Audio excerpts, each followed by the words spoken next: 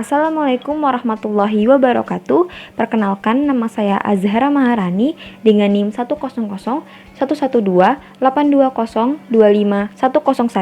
dari kelas IKMC. Kali ini saya akan memberikan pemaparan terkait hepatitis B sebagai bentuk pemenuhan ujian tengah semester mata kuliah epidemiologi penyakit menular Fakultas Kesehatan Masyarakat Universitas Sriwijaya. Sebelum itu, kita harus mengetahui terlebih dahulu apa itu hepatitis.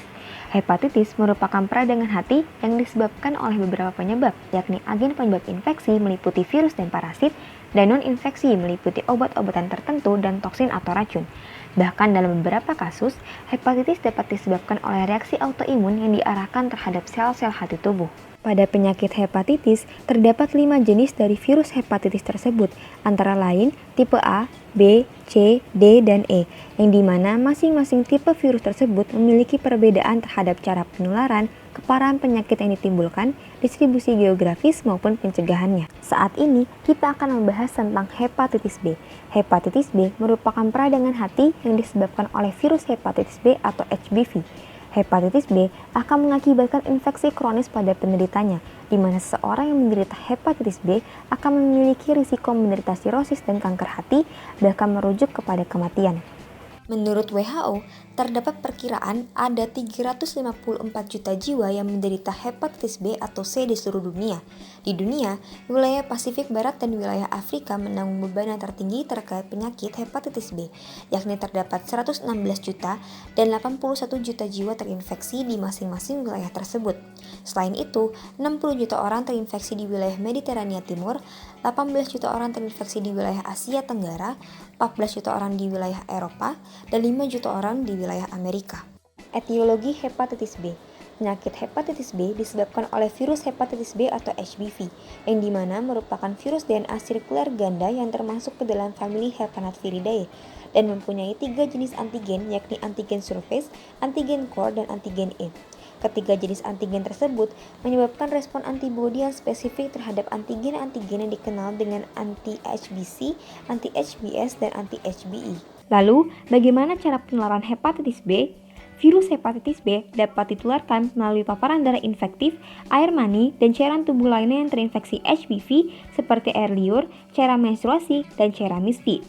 Virus HBV dapat ditularkan melalui ibu yang telah terinfeksi hepatitis B, kemudian ditularkan kepada anaknya saat kelahiran atau berasal dari anggota keluarga yang menularkan virus tersebut pada masa kanak-kanak. Penularan HBV dapat pula melalui transfusi darah dan produk darah yang telah terkontaminasi, suntikan yang terkontaminasi selama prosedur medis, maupun penggunaan narkoba jarum suntik dengan jarum bersama, luka tusuk jarum, tindik, bahkan penularan melalui aktivitas seksual dengan seseorang yang terinfeksi.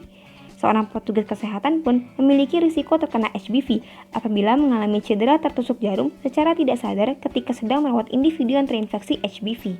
Virus hepatitis B dapat bertahan hidup selama 7 hari di luar tubuh dengan masa inkubasi virus HBV dalam rentang waktu 30 hingga 180 hari.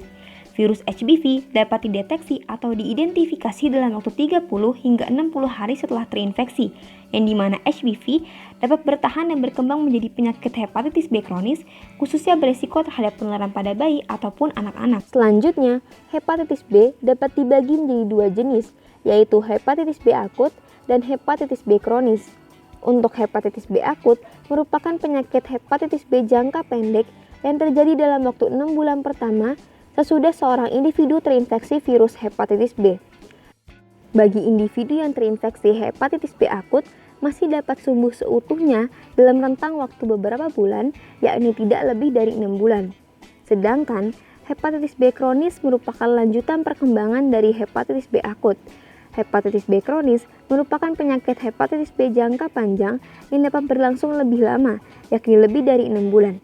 Seseorang yang menderita hepatitis B kronis akan berisiko dalam menyebabkan masalah kesehatan serius, meliputi kerusakan pada hati, sirosis, dan kanker hati, bahkan berujung kepada kematian. Lalu, apa saja gejala hepatitis B? Sebagian besar individu yang terinfeksi hepatitis B tidak mengalami gejala apapun, atau hanya mengalami gejala ringan saja. Walaupun terdapat beberapa orang yang tanpa gejala, namun mereka tetap berpotensi untuk menularkan virus hepatitis B tersebut kepada orang lain di sekitarnya.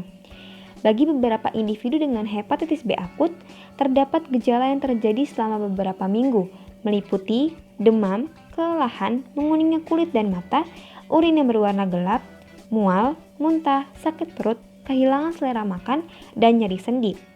Seseorang dengan hepatitis B akut memiliki kemungkinan mengalami gagal hati akut yang dapat mengakibatkan kematian bagi individu tersebut. Sementara itu, sebagian besar individu dengan hepatitis B kronis tidak mengalami gejala apapun, tidak merasa sakit, maupun bebas gejala selama beberapa waktu. Apabila gejalanya muncul, maka gejala tersebut akan mirip dengan gejala infeksi hepatitis B akut, yang dimana mampu untuk tanda penyakit hati lanjut. Akan tetapi, seperti yang disebutkan sebelumnya, terdapat beberapa individu yang tidak mengalami gejala apapun, bahkan ketika hati mereka menjadi sakit ataupun tes darah tertentu guna fungsi hati yang mungkin memperlihatkan beberapa kelainan. Selanjutnya, faktor resiko hepatitis B.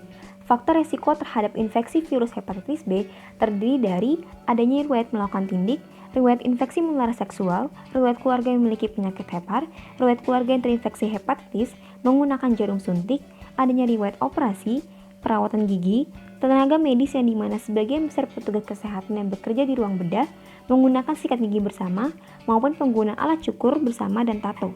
Kemudian pengobatan hepatitis B. Untuk individu dengan hepatitis B akut, tidak ada pengobatan khusus yang dimana pengobatan atau perawatan hanya menitik beratkan untuk menjaga kenyamanan dan keseimbangan nutrisi yang memadai, termasuk penggantian cairan yang hilang yang disebabkan oleh gejala seperti muntah atau diare yang dialami. Namun, hal terpenting adalah individu dengan infeksi akut harus menghindari obat-obatan yang tidak diperlukan, seperti acetaminophen, paracetamol, serta obat anti muntah. Untuk individu dengan hepatitis B kronis, dapat dilaksanakan pengobatan dengan pemberian obat-obatan, termasuk agen antivirus oral. Pengobatan tersebut dapat memperlambat masalah kesehatan yang lebih serius, seperti perkembangan sirosis, mengurangi kejadian kanker hati, serta meningkatkan keberlangsungan hidup jangka panjang. Terdapat rekomendasi WHO terkait pengobatan hepatitis B, yakni dengan penggunaan pengobatan oral yakni tenofovir atau entecavir sebagai obat yang ampuh dalam menekan virus hepatitis B. Lalu, bagaimana cara mencegah hepatitis B? Hepatitis B dapat dicegah dengan pemberian vaksin hepatitis B.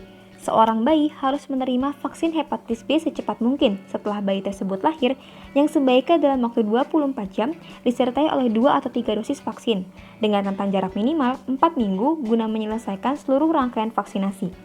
Dengan pemberian vaksin tersebut, maka akan memberikan perlindungan yang dapat bertahan setidaknya 20 tahun, bahkan mungkin seumur hidup.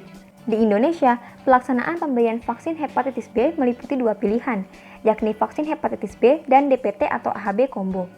Vaksin FHB adalah vaksin virus rekombinan yang telah diinaktivasikan dan bersifat non-infeksi. Vaksin FHB ditujukan untuk pemberian kekebalan aktif terhadap infeksi yang diakibatkan oleh FHB. Sementara itu, vaksin DPT atau HB combo adalah kombinasi antara vaksin DPT dan hepatitis B dalam suatu preparat tunggal, yang dimana merupakan subunit virus yang mengandung HBsAg murni dan memiliki sifat non-infeksi.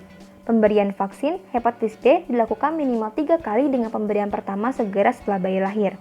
Terdapat jadwal yang dianjurkan terkait pemberian vaksin hepatitis B, yakni pada usia 0, 1, dan 6 bulan, dikarenakan respon antibodi sangat optimal pada usia tersebut. Baik, sekian pemaparan terkait hepatitis B. Semoga informasi yang disampaikan dapat bermanfaat bagi Anda sekalian. Tetap jaga kesehatan dan utamakan protokol kesehatan di masa pandemi saat ini. Terima kasih. Wassalamualaikum warahmatullahi wabarakatuh.